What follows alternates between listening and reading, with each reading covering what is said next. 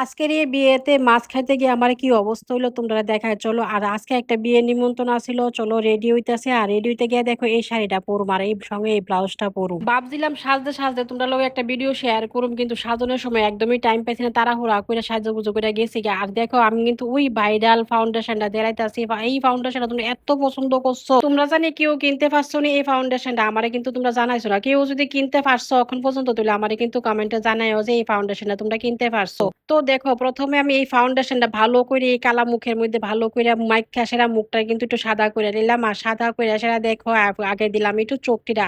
আচ্ছা তোমরা ও তো পারফেক্ট মেকআপ তোমরা কে কে করতে পারো পার্লারে না গিয়ে, সেটা আমি কিন্তু একদমই মেকআপ করতে পারি না। আমার মনে যেটা আগে আই ইডি দে, তোমরা হয়তো হাসতাছো আমার মেকআপের স্টাইল দেখে, সেটা আমি এরকমই মেকআপ করি। সত্যি কথা কইতে কি আমি জানি না কোনটা আগে দে কোনটা পরে দে, আমি কিচ্ছু জানি না। আমার মনে যেটা আইডিয়া আমি দিলাই, মানে যতটুকু মনে হয়েছে এদিকে দিলে ভালো হইব এদিকে দিই, এরকম আর কিচ্ছুই করি না যে আলাদা। আমি জানি যারা পার্লার থেকে সাজায় তারা কিন্তু একটার পরে একটা স্টেপ আছে, এই স্টেপে স্টেপে দেয়। আমার কোনো স্টেপ টুপ নাই, আমার যখন যেটা মনে হয় এডিট করলে। আর তোমরা দেখো এরকম ভাবেই সাজলাম আমি। আর দেখো সাজতে সাজতে একটা জিনিস দেখলাম, আমার গলারটা দেখো কি হইলো। এই গলারটা দিতাম গিয়া দেখি গলাটার মিডলে যে একটা পাথর আছে এই পাথরটা নাই, পড়ে গেছে গা। তো ভাবলাম যে এই পাথরটা ছাড়া দিলে কিন্তু ভালো লাগতো না। তারপরে কিন্তু আমার কাছে সেম আরেকটা আছে, মানে একটা সেটই আসলো একটু বড় একটা ছোট করে। তারপরে এই সেটের আর একটা গলা দিয়ে নিলাম। আর এই গলাটা দেওয়ার পরে কিন্তু মোটামুটি ভালোই লাগতেছে, খারাপ লাগতেছে না। তারপর হচ্ছে আমার লিপস্টিকের পালা, লিপস্টিকটা আমি দিয়ে নিলাম। আর দিলাম আজকে ম্যাট লিপস্টিক, অনেকদিন পরে ম্যাট লিপস্টিক দিলাম। আর এই লিপস্টিক দিতে দিতে তোমরা কিন্তু দেখাইতেছে আমার দাঁতের কি অবস্থা। আমার এই দাঁতের অবস্থা খুব খারাপ হয়ে রয়েছে। আর কি কমো তো আস্তে আস্তে দাঁতটা ফাঁকা হইতেছে, কেড়েছে দাঁতটা এরকম ফাঁকা হইতেছে, আমি কিছুই বুঝতে পারতাছি না। যাই হোক ও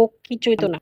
তো সৌন্দর্য তো কি করুম, দাঁত আজকে আছে কালকে না, যাক যাই হোক। দেখো আমার সাজ কিন্তু কমপ্লিট হয়ে আছে গা। তোমরাই কো আমার সাজটা কি রকম হয়েছে, ভালো হয়েছে না? নিজে নিজে সাজি, নিজে নিজে যেরকম পারি এরকমই সাজি। আর বিয়ে বাড়িতে গিয়া বউর লোকে দেখা কইরা কিন্তু আমি আর একটু দেরি করছি না, গেছি গিয়া খাওয়ার কাউন্টারে। কি কি খাওয়া আছে আমি গিয়া দেখলাম। আর গিয়া দেখি অনেক কিছু আইটেমই আছে। প্রথম লেগে এসেছি চিকেন পকোড়া। আর এই চিকেন পকোড়া খায়া শেষ করতে পারছি না, গিয়া দেখি সুন্দর সুন্দর ছোট ছোট দেখো সাইজে জিলাপি বানায় রাখছে। আর জিলাপি মানে খাইতে যেরকম তেরকম, দেখতে এত সুন্দর লাগতেছে, খাইতেও কিন্তু খুব টেস্ট হয়েছিল। তো জিলাপি খায়া শেষ করতে পারছি না, তারপরে কিন্তু আই হচ্ছে ফুচকা। ফুচকার দিকে আসলে আমি ভাবলাম ফুচকা খাম, কিন্তু ফুচকা আজকে বেশি একটা খাইলাম না, একটা ফুচকাই খাইলাম। খাইয়া দেখলাম ফুচকা মোটামুটি ভালো, কিন্তু টক বেশি এই কারণে খাইলাম। তো এত কিছু খাওয়ার পরে খাইয়া এলাম একটু ঠান্ডা, কারণ মেন কোর্সে যাইতে হইব। মেন কোর্সে গিয়া কিন্তু বইয়া গেলাম গা। মেন কোর্সে দেখো প্রথমে দিয়েছে গরম গরম সুন্দর ভাত, লগে একটা লেবু আর মাছ ভাজা, লগে দিচ্ছে কুমুরি আর ডাল। আগে তো এত কিছু খাইয়া রাখছি, কি যে খামুন কি যে বুঝতে পারতেছি না। প্রথমে কিন্তু ডাল আর মাছ ভাজাটা দিয়ে ভালো করে খেয়া লেছি, কারণ এটাই আমার মেন খাওয়া, এটা দিয়ে আমি ভালো করে খাইতে পারি। তো আমার খাওয়া কিন্তু স্লো মোশনে চলতেছিল, আর খাওয়া কিন্তু একটা পর একটা দেয়া যেতেছে। এদিকে পনিরের তরকারি দেয়া গেছে, আর দেখো এদিকে চিতল মাছের